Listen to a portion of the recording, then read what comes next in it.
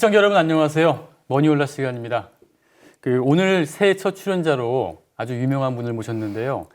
백만 유튜브 3프로TV 진행자로 여러분들이 참 좋아하시는 분이죠. 김동환 대한금융연구소 소장님 모셨습니다.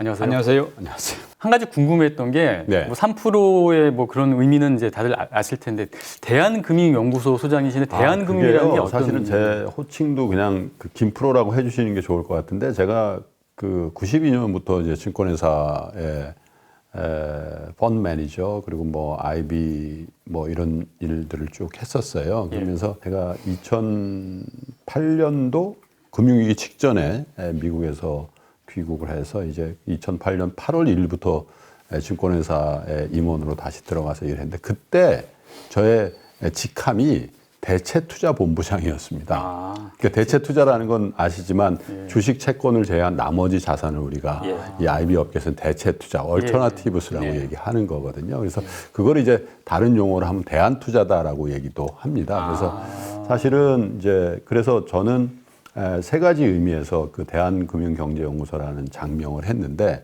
대안을 주자, 대안, 그죠? 그리고 이제 제 전공인 주식 채권도 많이 했지만 그 외의 자산에 대한 투자도 제가 좀 잘합니다. 그리고 하나는 큰데 편안한 안자. 그러니까 저 혼자 막 그렇게 의미를 부여한 건데 근데 요즘에는 사실 솔직히 말씀드리면 그 연구소를 만드는 지가 한 10년 가까이 됐는데 거의 활동을 못해요. 이 유튜브 3프로TV 운영하느라고요. 그렇죠. 주력이 3%니까. 제가 그럼 우리 이제 본격적으로 들어가 가지고 우리 지금 말하면 김 소장님, 김 프로님은 이제 3프로TV도 운영하시고 또 거기 보면 많은 경제 전문가하고도 토론도 많이 하시는데 여러 가지 주는 인사이트가 많습니다만은 그 중에서도 이제 오늘 첫 질문으로 드리고 싶은 게 우리가 지금 이 시대에 왜 투자를 해야 하는가? 왜 투자를 하지 않으면은 좀 문제가 생기는가 하는 근본적인 질문부터 한번 드리고 시작하고 싶습니다. 두 가지 관점에서 꼭 투자를 권하고 있는데요. 하나는 그 전체 생애 주기를 놓고 우리가 투자를 해야 되는 게 꼭 돈을 많이 벌기 위함도 있으나 저는 제 스스로 개념 정의하는 투자의 개념이 뭐냐면 세상의 변화에 대한 아주 긍정적인 나의 반응이라고 생각을 하거든요. 투자를 하면 세상이 어떻게 변화되어 나가는지에 대해서 굉장히 긍정적인 호기심을 갖게 됩니다. 어린 사람들이나 성인이나 또 정말 우리의 물리적인 어떤 이 목숨이 닿을 때까지 투자를 할 수밖에 없다라는 측면에서 뭐 당위론적으로 투자해야 된다라고 생각하는 게 하나 있고요. 두 번째는 투자도 여러 가지 이제 그 클래스를 나누지 않습니까? 그래서 위험 자산에 대한 투자도 있고 안전 자산의 투자도 있고 지금 아마 두 분께서 저에게 질문하신 거는 이 좁은 의미에 왜 예적금이라든지 안전한 자산 이런 거 말고 주식 투자라든지 이런 조금 위험한 자산 레버리지가 있는 이런 위험한 자산에 대한 투자가 왜 필요하냐 이렇게 질문하신 거일 수도 있어서 그 부분에 대한 거는 대안부재론입니다, 사실은. 저나 이제 두 분 기자님이나 다 경험했습니다만은 안전하게 우리 자산을 증식시킬 수 있는 대안이 있으면 위험한 투자를 하면 안 됩니다. 그렇죠. 하더라도 조금 해야 되죠. 그런데 제가 92년도에 직장 생활을 처음 했는데 정말 생생하게 기억하는데요. 제가 받은 첫 번째 대출 이자가 18%였고요. 그러면서도 사실은 아는 지점장 찾아갔어야 됩니다. 기억나시잖아요. 그때는 20%가 보통이었습니다. 그리고 제가 처음 받은 이자가 15%였습니다. 무슨 저축이냐면 재산 형성 저축이라고 근로자 재산 형성 저축, 줄여서 재형 저축. 맞습니다. 그건 정부가 개런티 해주는 거죠. 그렇죠. 그 이자가 15%였기 때문에 지금 이렇게 돌이켜서 26, 7년, 7, 8년 전에 일을 회고해 보면 그때 주식을 막 해야 된다라고 얘기한 거는 잘못된 거였어요. 안전하게 15%를 개런티 해주고 있는데 위험한 투자를 하려면 이거 플러스 알파를 해야 되지 않습니까? 그게 그렇게 쉬웠을까? 라는 생각을 해보면 그때 막 주식 그리고 그 이후에 많은 주식시장의 낙오자들이 왜 생겼나 보면 이거보다 더 좋은 대안이 있는데 무리하게 주식 투자를 했고 거기다가 어떤 분들은 제가 말씀드린 것처럼 17, 18%로 이자를 내고 빌려서 투자한 분들도 꽤 있다는 얘기잖아요. 제가 대출을 받을 때는 좋은 신용도를 가진 분은 한 3%, 3, 4%면 빌리실 수가 있어요. 예, 실제로 작년에 B2 영끌이 늘었다고 하는데 좋은 직장에 다니는 분들의 신용대출 금리가 그 정도 레벨입니다. 네. 반대로 우리의 자산을 안전하게 증식시킬 수 있는 대안은 1% 남짓입니다. 그렇죠. 예. 예. 그러면 어떻게 우리의 소비를 지속하면서 또 우리의 어떤 유한한 직업을 가진 상태에서 부를 유지하거나 증식시킬 수 있을까? 이건 뭐 당연한 귀결이거든요. 그러면 비교적 위험한 투자를 해야 되는데 여기서 얘기한 위험이라는 단어가 조금 다른 컨셉이라는 거죠. 네. 예를 들면 위험은 영어로 하면 예를 들면 야, 아이들이 이제 여름에 물가에 가면 야, 위험하다. 이렇게 얘기할 때 그 위험은 데인저죠. 데인저. 해서는 절대 안 되는 일을 우리가 데인저로서 하다고 얘기하잖아요. 예. 그러니까 무조건 말려야 되는 예. 거거든요. 근데 우리가 금융시장에서 투자의 시장에서 세계에서 얘기하는 건 데인저가 아니라 리스크입니다. 네.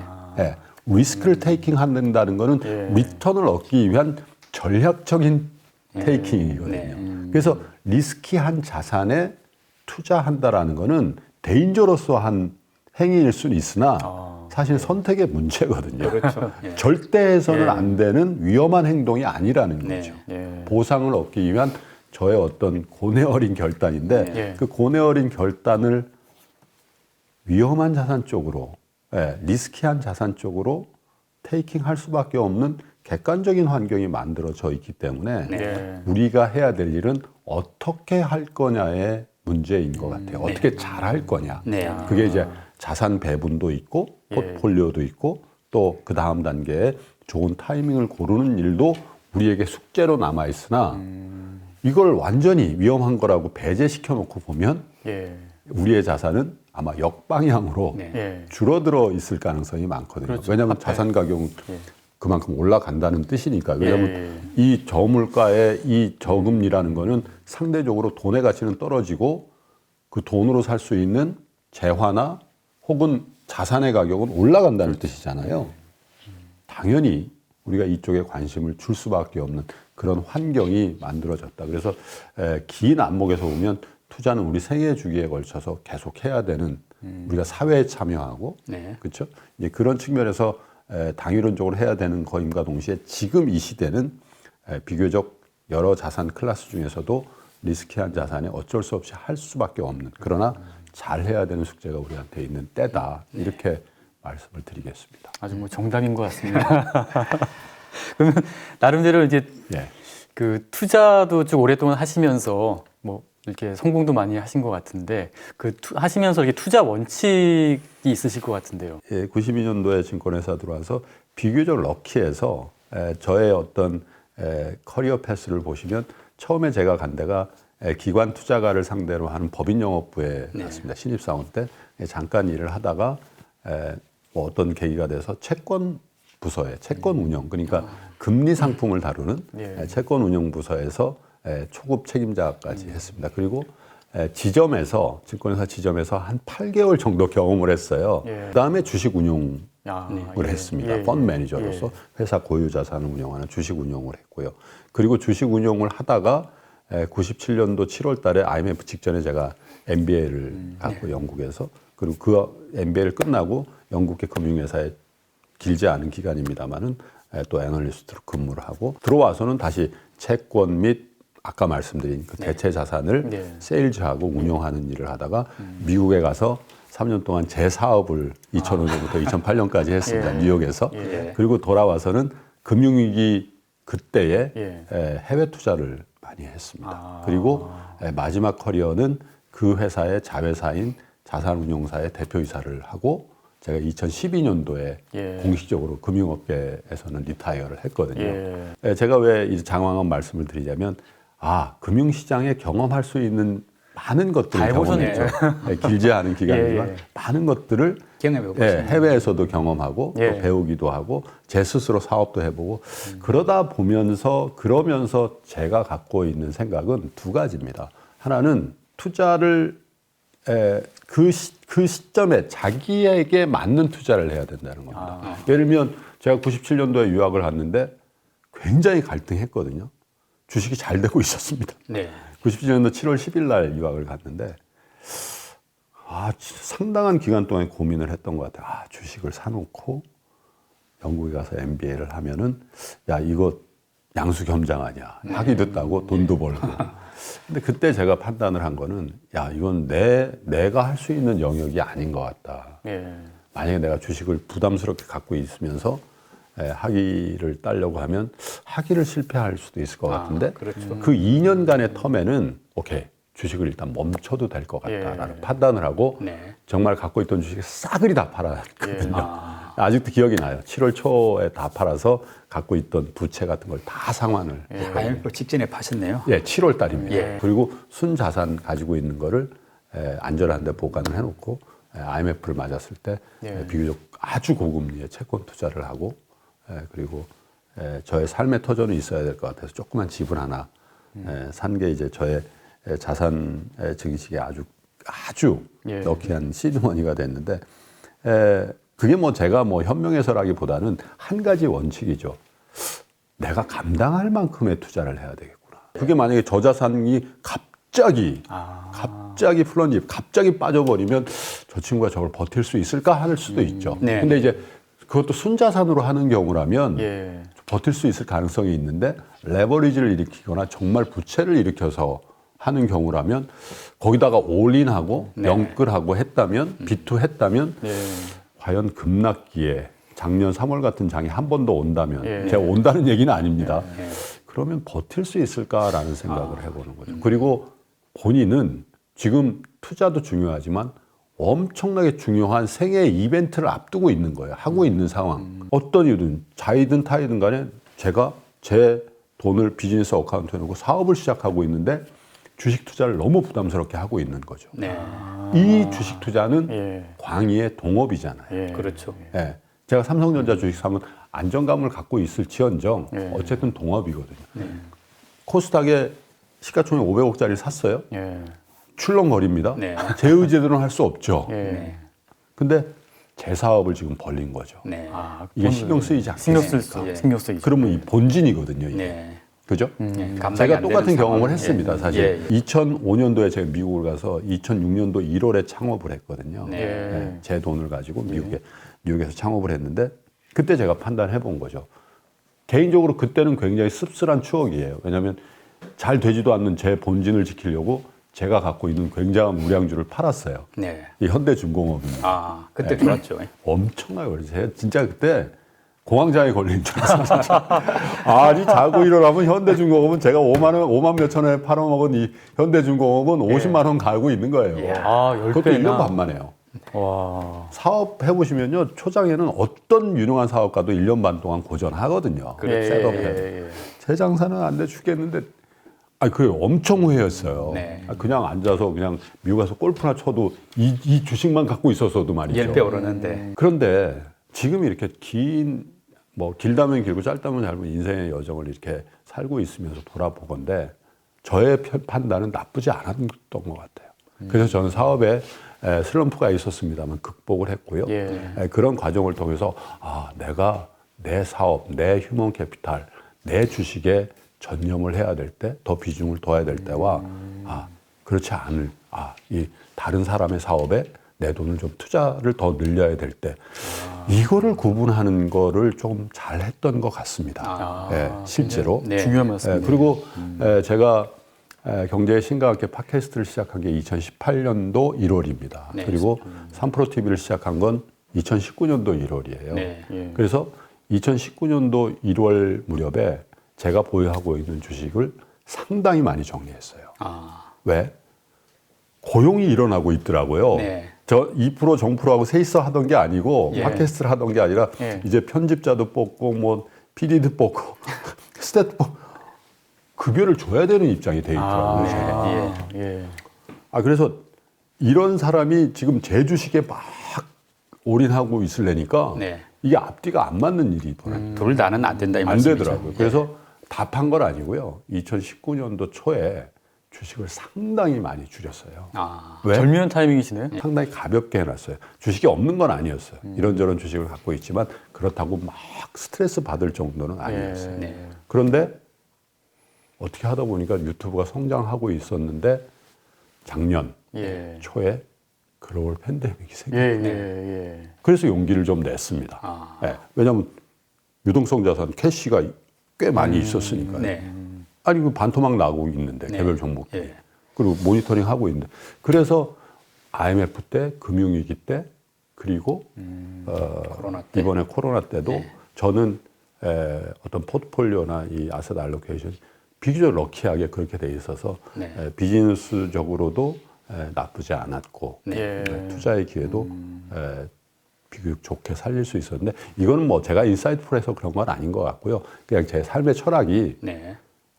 일의 우선순위를 좀 둘 필요성은 있다라는 그걸 지켜왔던 네. 그리고 이제 비즈니스를 오래 하다 보니까 직장에서 잘 적응하기 위해서도 일의 우선순위 항상 쓰는 버릇이 있거든요. 예. 출근하면 1부터 20까지 쭉 써서 계속 지어나가는 일들을 한 20여년 맞습니다. 하다 네. 보니까 그런 습성이 좀 있었던 것 같습니다. 일단 이제 그 맥락에서 이어서 말씀드리면은 이제 우리 국민들이 이제 자산 투자라는 게 사실은 뭐 부동산과 주식 두 가지인데 뭐 대부분 7, 80%는 지금 부동산에 들어가 있는 상태고 네. 이제 나머지 가지고 주로 주식을 하는데 이제 사람들 생각에 부동산은 좀 안정적으로 큰 문제가 없는데 주식은 뭐 과거 경험도 있고 해가지고 조금 더 위험하다, 리스키하다 이런 생각들 있다 보니까 좀 주식 투자를 뭐 주변에 말리는 경우까지도 있을 네. 정도로 좀 꺼리는 분위기가 있는데 그래도 우리 이제 김 프로님이 보실 때 왜 네. 주식 투자를 해야 되는지, 네. 즉 주식 투자가 갖고 있는 강점 내지 장점이 뭔지 한번 설명해 주셨으면 합니다.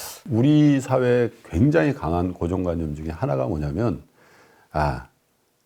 어느 정도의 이 부가 생기면 집을 무조건 사야 되고 네, 그리고 주식은 가급적 멀리 해야 된다. 근데 그거는 어쩔 수 없는 우리 역사가 준 어떤 지혜예요. 네. 왜냐면요, 우리나라 주식이 이렇게 어떻게 보면 경원의 대상이 된 게 주식의 수익률이 낮아서 그런 것도 있는데요. 예전에 보면 군사정부 초기에 증권 파동이라고 있었습니다. 네, 증권 시장을 통해서 중앙정보국 같은 데서 정시장을 만들고 그런 일이 많아요. 네. 그게 사실 개인 투자자들은 이게 뭐 어느 날 폭락해버리고 막 오르는 게 어느 날 폭락. 그러니까 이게 시장 기능이 작동하지 않은 증권 시장이라는 그런 트라우마가 네, 계속해서 유전돼 온 거예요. 예. 그래서 우리 그걸 다른 얘기를 하면 우리 주식시장은 선진 시장에 비해서 후진적이다. 이게 코리아 디스카운트도 다 그런 데서 생기는 거예요. 예. 시장 기능을 하지 않 시장에서 마켓에서 프라이싱이 안 되고 다른 어떤 힘에 의해서 뭔가 움직이고 있으면 투자하면 안 되거든요. 예. 네. 그렇죠. 지금도 국제적으로 보면 미국의 PER이 미국의 밸류에이션 멀티플이 다른 모든 나라보다 높은 이유가 예. 예, 여러 가지 혁신 기업이 나와서 그런 부분도 있습니다만 저 나라에 투자하면 투명해. 그리고 투자의 관점에서만 내가 고려하면 돼. 예. 이런 확신이 있으시잖아요. 예, 맞습니다. 전체주의 국가의 어떤 네, 나라라든지 이런 데 투자할 때 좋은 멀티플을 못 받는 이유가 그 나라의 기업이 후진성이 있는 것도 사실이지만 내 투자가 어떻게 될지 저는 몰라요. 네, 예측 불가해요. 예. 그런데 합리적인 투자자들이 투자하겠습니까? 예. 근데 한국 시장도 사실은 미국류의 그런 선진 시장이 아니고 두 번째 말씀드린 그 권역에 있었던 주식 시장이거든요. 네, 그래서 우리 투자자들이 그렇게 반응을 했던 거라고 보는 거죠. 그런데 세상이 바뀌듯이 네. 시장도 바뀌거든요. 예. 한꺼번에는 안 바뀝니다만은 방향성이라는 게 굉장히 중요하죠. 예. 한국 주식시장이 바른 방향으로 가고 있는가 아니면 나쁜 방향으로 가고 있는가. 예. 저는 100% 확신하는 게 예. 좋은 방향으로 가고 있는 겁니다. 네. 이 기업의 순이익이 올라가고 낮아지는 거를 얘기하는 게 아니라 이것도 물론 포함될 수도 있습니다만은 주식시장을 바라보는 시장 참여자들의 눈 네. 그리고 그것을 규제하고 감독해야 될 감독 당국의 능력, 예. 그죠? 그리고 그 안에 구성원인 기업을 운영하는 사람들의 마인드, 예. 주주에 대한 정책 네. 이런 것들이요 굉장히 발전돼 나가고 있지 않습니까? 네. 그게 보이시는군요. 그게 보이죠. 예. 네. 제가 92년도에 들어왔을 때는요, 제가 펀드 매니저 95년도 무렵에 할 때는요, 분석을 거의 안 했습니다. 뭘 했냐면 정보를 얻으러 다녔죠. 실제로. 기업 분석보다는 주식 투자가 분석의 대상이 아니라 관계의 대상이에요. 실제로 그렇잖아요. 인터넷이 없던 시대에 요 7인치 단말기로 왔다 갔다 하고 매수 주문표를 써줘 줘야 될 때인데 그때는요, 일부 펀드 매니저, 일부 애널리스트라는 개념도 그렇게 광범위하지 않았어요. 일부 증권 회사 직원, 네. 그리고 기업의 담당자들 사이에서 정보가 유통됐기 때문에 네. 요 이너서클로 들어가면 돈이 벌리는 거예요. 네. 그리고 감독도 또 어떤 시장 모니터링도 너무 허술했기 때문에 위법 탈법을 해도 이제 모니터링도 안 되고 걸리지 않을 가능성이 많았거든요. 근데 지금 그런 세상이 아니거든요. 지금 어떠냐? 완벽하게 페어하진 않다 하더라도 이 정보의 비대칭성이 굉장히 큰 규모로 극복되어지고 있는 거죠. 그런 게 하나가 이제 두 분이 하시는 머니홀라도 마찬가지로 제가 하는 3프로 TV도 여과 없이 네. 저희가 정보를 드리잖아요. 분석을 드리잖아요. 하물며 저희 프로그램 매일 나오시는 리서치 센터장 그리고 업종 담당 베스트 애널리스트들이 저도 이제 펀드 매니저를 해봤기 때문에 그분들이 제가 현업에 있을 때 저한테 와서 브리핑을 많이 받아봤을 거 아닙니까? 그거보다 더 상세하게 해주세요. 왜냐하면 이제는 누가 더 두려움의 대상이면 대중이거든요. 지금 법인 영업에서 수익이 안 나요. 기관 투자가들로부터 수익이 안 납니다. 어디서 나냐면 리테일 고객한테 수익이 나기 시작했거든요. 예전에는 개인 투자자들은 그냥 알아서 해. 그 지점 단위에서 그냥 알아서 하는 거예요. 지금은요, 이 개인 투자자들이 워낙 커져 버렸고, 그리고 개인 투자자들의 어떤 이 집단지성이라는 게 워낙 고양되다 보니까 낙인 효과가 있습니다. 그 회사는 개인 투자자들을 아주 나쁘게 대우하고 매일 틀려. 그러면 저희 댓글에도 그런 경우가 있어요. 아, 무슨 애널리스트 굉장히 훌륭한데 저 회사는 안 돼. 이러는 낙인 효과가 있어요. 그러니까 야, 안 되겠다. 우리도 디지털 콘텐츠 만들어야 되겠다. 그리고 3프로 TV에도 머니온라인도 나가서 우리 애널리스트들이 실력이 있다는 걸 보여줘라. 누구한테? 리테일 베이스의 대중들한테. 그럼 어떻게 될까요? 이 정보가 광범위하게 페어하게 유통되겠죠. 그러면 나는 내가 스마트해지기만 하면 기관 투자가나 외국인 투자가한테 제가 매일 손해보는 투자를 해야 되는가 이런 의문부호가 찍힙니다. 훨씬 유리할 수 있는 거예요. 왜냐하면 저도 기관 투자를 해봤습니다만 기관 투자가 가장 힘들어하는 거는 룰 베이스의 운용을 해서 그렇습니다. 사실 역설적이게. 그렇죠. 규정이 따라야 되죠. 손절매 규정이죠. 예를 들어 3월달 같은 경우 외국인 기관이 그렇게 많이 팔잖아요. 그 눈물의 매도예요, 사실은. 그러니까 팔기 싫은데 그냥 무조건 팔아야 되는 거군요. 아니, 그 종목별로 20% 손실 나면 무조건 손실. 1차 유예, 2차 유예 끝 안 되면 손실, 정리. 그때 그걸 누가 받은 거예요? 개인 투자자들이 받은 거라는 거예요. 삼성전자 지금 뭐 8만 전자 됐어요. 10만 전자 된다 그러는데 그 4만 전자 때 다 받은 게 개인이잖아요. 그렇죠. 누군가 팔았으니까 개인이 받았겠죠. 그 왜 팔았냐 이거. 아, 삼성전자 4만 원 밑으로 3만 원, 2만 원 간다고 생각한 게 그런 매도도 있겠죠. 그런데 시스템이 어쩔 수 없이 강제한 매도가 나온 거거든요. 그거를 현명한 몇몇 투자자들이 사기 시작했고 얘기가 되거든요. 내가 6만 원 할 때도 못 사서 난리였는데 4만 원이니까 사지. 삼성전자 망하겠냐. 우량한 주식을 이런 이벤트 상황에서 싸게 살 수 있는 건 누구냐? 기관이 아닙니다. 현명한 개인이거든요. 근데 그 현명한 개인의 숫자가 작년에 엄청 늘어난 거예요. 그렇죠. 어쨌든 변했다는 거죠. 그리고 변할 수 있는 시장의 질서가 구축되어진다. 그럼 다시 돌아가서 시장은 좋은 방향으로, 한국 주시장은 좋은 방향으로 가고 있는 거거든요. 그 좋은 방향으로 가고 있는 말을 다른 용어로 하면 코리아 디스카운트를 해소하는 과정으로 간다. 그럼 기업들이 똑같은 실적을 내도 예전에는 멀티플을 10배를 줬는데 지금 12배를 줘도 되는 방향. 그리고 또 한 가지는 우리가 알게 모르게 우리 산업을 구성하고 있는 이 구성비가 상당히 많이 바뀌었습니다. 예를 들면 시가총액 12위 업체들을 보시면 2020년도, 2010, 1990 한번 쭉 표를 만들어서 그렇죠. 보실 수 있는 기회가 있을 거예요. 지금 현재 우리나라의 시가총액 1위부터 10위까지를 보세요. 네. 반도체 2개 있습니다. 네. 1, 2위죠. 네. 뭐 어쩔 수가 없습니다. 전 세계 1, 2위를 하는 가장 큰 산업에서 가장 네. 큰 비중을 차지하고 있는 업체가 네. 엄청난 일이죠. 예, 사실. 그렇죠. 반도체. 두 번째가 어디냐면 바이오입니다. 바이오 들어. 삼성바이오로직 셀트리온. 네. 예. 상상할 수 없는 일이었어요. 네. 바이오시밀러 이건 예전엔 있지도 않은 비즈니스. 네. 근데 어쨌든 바이오시밀러와 CMO에서 세계 1, 2위를 하는 네.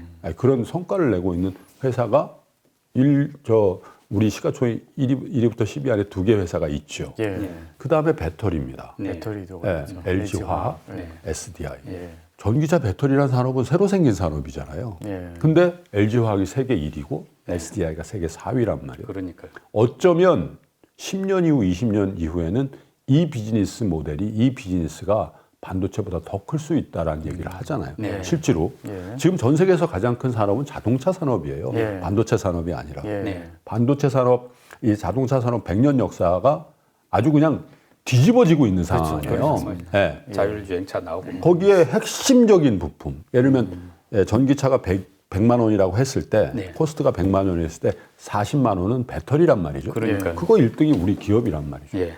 인정받을 수 있잖아요. 네. 그 다음에 뭐죠? 인터넷입니다. 네. 예. 네이버 기업. 카카오예요. 예. 네.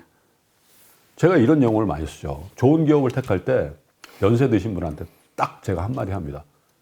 아이들 졸업시켜서 취직시키고 싶은 데가 좋은 데입니다. 그렇잖아요. 맞네요. 예. 근데 지금 어디 취직하면 한턱 내요? 인터넷 예. 네이버 카카오 들어가면 어우 성공했네 그러잖아요. 예. 어쩌면 삼성전자보다 더 좋아할 수도 있어요. 캐주얼 입고 다녀도 되고 예?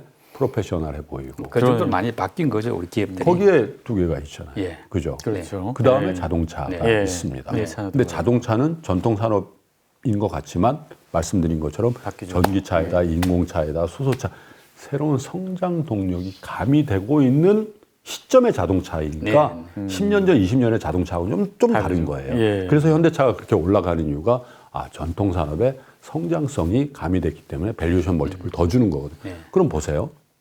1위부터 10위까지 다 스토리텔링이 되잖아요. 예, 그렇죠. 그래서 무슨 얘기를 하냐? 어느 순간부터 코스피의 나스닥화가 진행되고 있다. 네. 이런 얘기를 하는데, 말도 안 되는 그 장명을 하고 있네. 이렇게 할 얘기가 아닙니다. 네. 그러면 당연히 우리 그런 시가총액 1위부터 10위까지가 전체 시가총액의 50% 넘어가니까 우리 시장에 대한, 우리 주식시장에 대한 멀티플을 예전에 전통 제조, 중간재, 산업재로만 구성이 돼 있을 때보다는 그 멀티플을 상향 조정해줘야 되는 거거든요. 예. 지금 조정이 됐나요? 되고 있죠. 그래서 되고 있는 2,600포인트 넘어가고 예. 3,000포인트 육박하고 있는 게 그게 다 이제 실적의 개선에 2021년이 2020년보다 훨씬 실적이 좋아지는 건 명확하죠. 네. 2020년에 안 좋아지. 예. 그거에 대한 기대감 플러스 멀티플의 향상이 있었던 거거든요. 그거는 과연 이게 어거질까? 이렇게 생각하면 저는 그렇게 생각 안 하고요. 네. 그거보다 더 중요한 거는 우리 시장의 어떤 질서라든지 네. 시장 참여자라든지 당국이라든지 네. 이런 부분들에 대해서 평가해 봤을 때 개선되어져 나간다. 네. 그리고 또 하나는 우리 정부의 주식시장에 대한 굉장히 우호적인 스탠스가 그 안에 있다고. 네. 작년에 뭐 다 기억하죠. 네. 세제라든지 공매도라든지 혹은 대주주 과세 요건 다 시장 친화적으로 했거든요. 네. 예, 뭐 이런저런 얘기가 많았습니다. 왜? 이유는 뭐 부동산 누르기 위해서 그런 걸 수도 있죠. 어쨌든 주식시장 쪽으로 돈의 흐름을, 돈의 물꼬를 풀어준 것도 거기에 일조를 했겠죠. 그래서 주식시장의 상승세가 과열이냐, 네. 버블이냐, 네. 아니면 더 오를 수 있냐, 이거는 시장 전문가들이 해야 될, 예측가들이 해야 될 영역입니다만은 제가 이렇게 다채로운 경험을 한 입장에서 그리고 굉장히 인사이트가 많은 분들을 한국에서 제가 제일 많이 만날 거 아니겠습니까? 네, 그분들의 얘기를 이렇게 잘 종합하고 써머리 해본 결과는 굉장히 좋은 방향으로 가고 있는 시장이고 예. 우리나라가 망한다 뭐 이런 프레임에서 조금 벗어나서 봐야 될 네. 산업 구조의 변화도 경험하고 있다. 상당히 좀 탄탄하게 좀 성장을 하고 있다 그렇게 볼 예. 수가 있는 그러니까 우리는 굉장히 우리 경제가 굉장히 힘들죠. 사실 어렵습니다. 사실 여러 가지로. 그런데 우리 기업이라는 측면에서 보면 글로벌 표준을 만들고 글로벌 플레이어로서 예. 굉장히 빠르게 네. 어떤 큰 비즈니스 권역으로 침투해 들어가는. 네. 제가 어떤 애널리스트가 지도를 한번 갖고서 깜짝 놀란 적이 있어요. 유럽 전역의 지도를 갖고 있는데 그걸 일일이 그 팩토리를 다 점을 찍어서 표시를 해 갖고 왔는데 예. 우리 부품 소재 장비 업체들, 특별히 부품 소재 기업들이 2차 전지 내지는 전기차에 관련된 공장을 지은 유럽의 도시들을 다 이렇게 표시해 갖고 왔는데 깜짝 놀랐습니다. 대기업만 있는 게 아니고요. 네. 우리 중견 중소기업의 공장들, 조인트 벤처들이 유럽 전역에 엄청나게 들어가 있는 걸 제가 보고 깜짝 놀랐어요. 그래서 우리는 우리나라가 뭐 경제적으로 왜 그럴 수도 있죠. 뭐 10% 성장해서 5%, 2% 마이너스 성장했으니까 이 축선상으로 보면 망하는 나라일 수도 있는데 예. 우리 기업들은요. 네. 우리가 자고 있는 시간에도 우리가 주식 투자에 열공하고 있을 때도 엄청난 노력을 해서 열심히 시장 침투를 하고 있었구나. 네. 그게 사실은 우리 산업 구조를 바꾼 그런 굉장히 큰 변화의 중심에 있다라고 봐야 네. 돼요. 그런데 이제 조금 약간 다른 측면에서 이제 소장님은 계속 최고의 재테크는 그 현금이 계속 들어오는 방식으로 이루어져야 된다 이런 말씀을 강조하셨는데 그 의미가 어떻게 정리할 수 있을까요? 그게 이제 뭐 어느 때나 그런 건 아니고요. 네.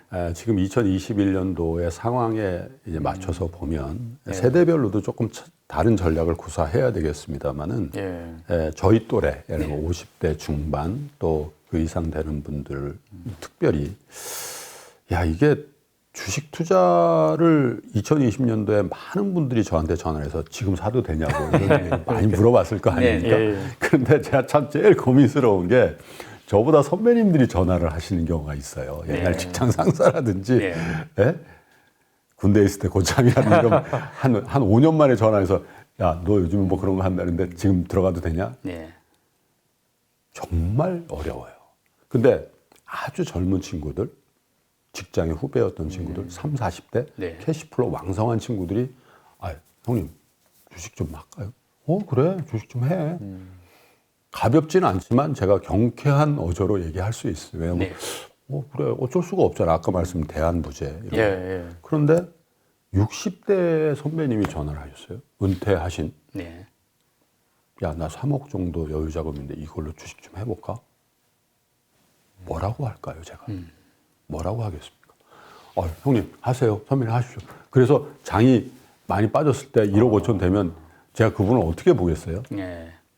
어렵다는 얘기죠. 맞습니다. 예. 그래서 인컴이 꼬박꼬박 들어오는 게 한 번에 투자를 해서 큰 수익이 나는 것보다 어쩌면 더 중요한 시점에 있는 분들도 있다. 네. 두 번째는 은행에서 우리가 얻을 수 있는 수익이 1%입니다. 네.